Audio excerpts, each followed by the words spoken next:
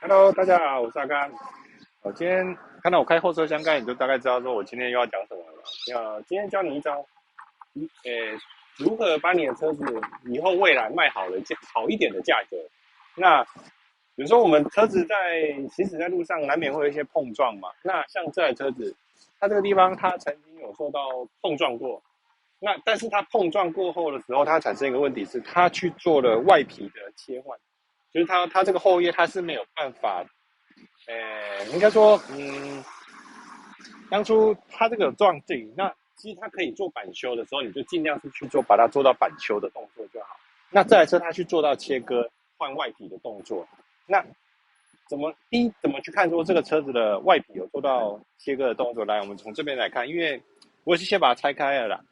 那首先我们先看到这边，这个就是原厂的焊接点，但是通常它这个焊接点一直到下面都还是会有。那它从这个地方开始，这边这个焊接点已经消失了，那它就是从这个地方做切割的动作，然后一直到下面这个地方，到这个下面的地方，那下面的地方大概在这个位置，这个位置你看很明显，这个结合的点位在这边，在这边。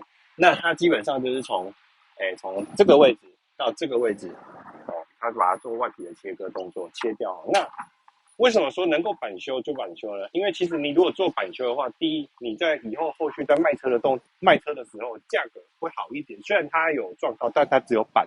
可是像它这个只有它已经做到切割的动作了，这个在估测，你越新的车子在价差上就会落差越大。你越新的车子可能落差大概就会落差到4、5万块以上。那你如果只有做板修，那就还好，那可能就不会扣到4、5万块以上了。那为什么不要不要切呢？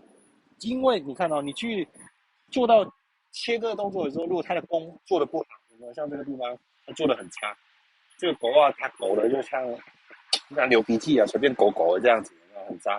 那久了会产生什么问题？这边你看它这里开始会锈蚀的动作，这就是做工不好，开始都会生锈，开始会生锈。那生锈以后，从这边你看这边所有的点都开始都有做锈蚀的动作，这边都有锈蚀的动作。